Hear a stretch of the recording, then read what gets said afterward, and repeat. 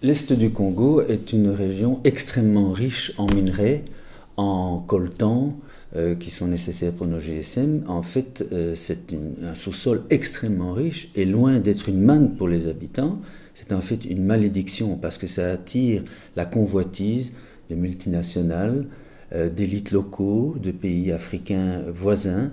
Et donc, beaucoup de gens ont intérêt à ce que cette région reste un chaos pour rester une bijouterie à ciel ouvert où les gens peuvent venir se servir comme ils veulent. Et ça fait 15 ans qu'il y a des bandes armées, des bandes rebelles qui ravagent la région et qui utilisent comme arme de destruction massive le viol, qui est utilisé comme arme de destruction, comme stratégie de guerre pour terroriser la population. Et ces viols se font avec une extrême violence, et c'est comme ça que je suis amené, avec le docteur Denis Mukwege, qui lui soigne les femmes depuis maintenant 15 ans, il a déjà soigné 40 000 femmes, il a déjà réparé 40 000 femmes. Ce viol avec extrême violence détruit complètement le tissu social, parce que ce viol se fait devant le mari est déshonoré, la femme ne sait plus enfanter tellement il y a eu une destruction de l'appareil génital, et là on touche au cœur de la vraie richesse des Congolais, c'est-à-dire la fertilité.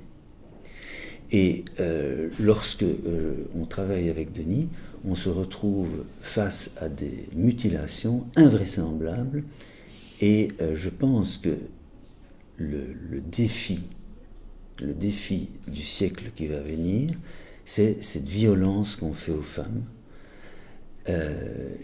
car ça commence par la simple violence conjugale qu'on a chez nous, les mariages précoces et forcés, et puis cette forme ultime de la violence qui est un génocide basé sur la destruction de l'appareil génital de la femme. Le corps d'une femme n'est pas un champ de bataille. Et c'est absolument dingue qu'une moitié de la communauté, la moitié de l'humanité, soit comme ça sous le joug d'une autre moitié qui pense que le corps de la femme leur appartient, comme si c'était une appropriation collective. Et c'est pour ça que les viols sont banalisés. C'est parce que le corps d'une femme ne lui appartient pas. Je pense vraiment que c'est le grand défi du siècle à venir, du XXIe siècle, c'est la violence que l'homme exerce sur la femme.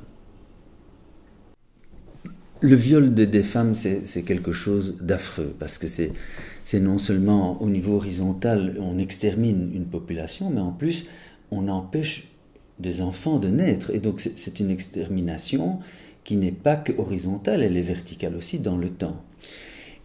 Et en plus, et c'est juste affreux à vivre, nous devons soigner de plus en plus d'enfants violés. Et entre 2004 et 2014, nous avons été amenés à prendre en charge à l'hôpital Panzi 3457 enfants.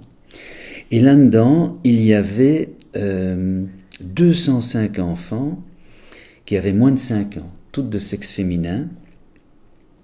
Et donc évidemment, des gosses de cet âge-là, quand ils se font violer par des soldats, eh bien, nous n'avons plus qu'un trou entre les jambes et nous devons de temps en temps, heureusement rarement, faire des explorations intra-abdominales pour voir s'il n'y a pas eu des lésions à l'intérieur du ventre.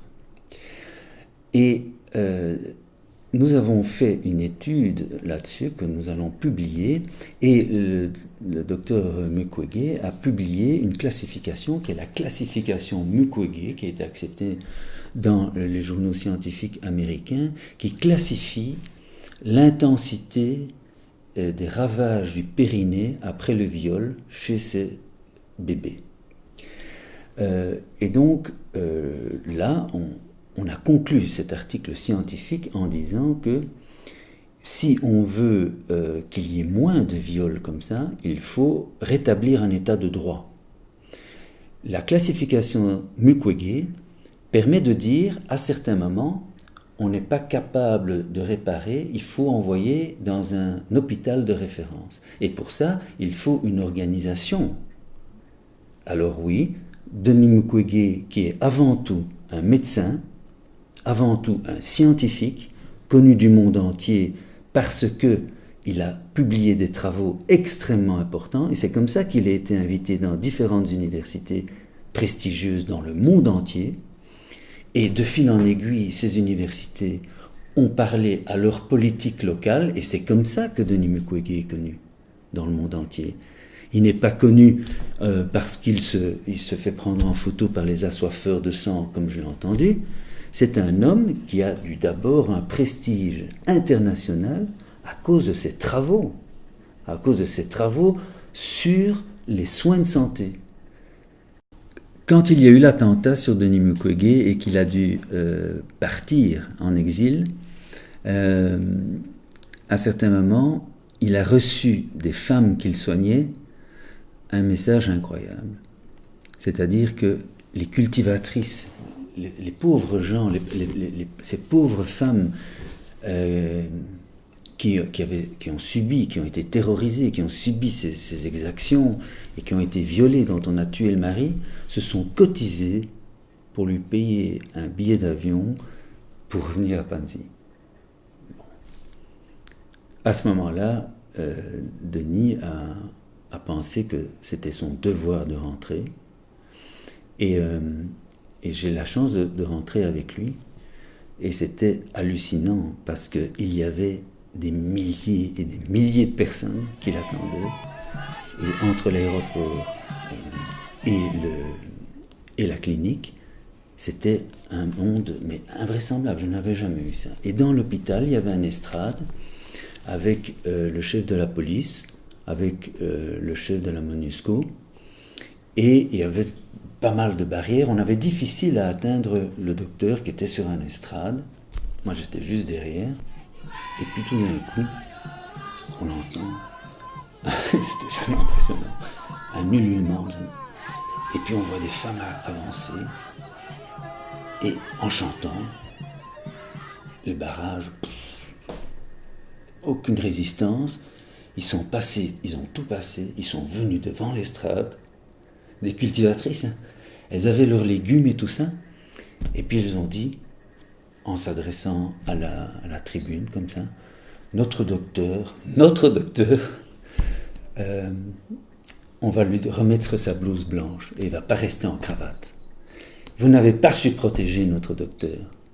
Eh bien, nous, on va protéger notre docteur et on va dormir ici cette nuit pour assurer sa protection. Et là, je me suis dit, mais moi j'étais très ému, et je me suis dit, ces femmes qui ont subi des mutilations invraisemblables, qui ont connu des choses qu'on ne peut pas imaginer, ces femmes pauvres qui n'ont pas eu la chance d'avoir reçu une éducation, eh bien, elles se sont rendues compte qu'elles pouvaient ensemble prendre le pouvoir. Et pas le pouvoir sur quelqu'un, hein. Ils s'en fichaient, ils ne regardaient même pas le chef de la police ou le gouverneur. Ils s'adressaient à leur médecin. Et personne n'a pu les embêter. Et là, elles ont pris conscience, ces femmes ont pris conscience qu'elles pouvaient changer le cours des choses. Et elles l'ont compris, et elles ont pris le pouvoir, pas sur quelqu'un, mais pour les autres, pour leurs médecins, pour leurs enfants. Et ça, c'était une expérience extraordinaire. Et je pense que les femmes ont cette capacité de prendre un pouvoir, et c'est toujours pour quelqu'un. C'est la grande différence avec les hommes.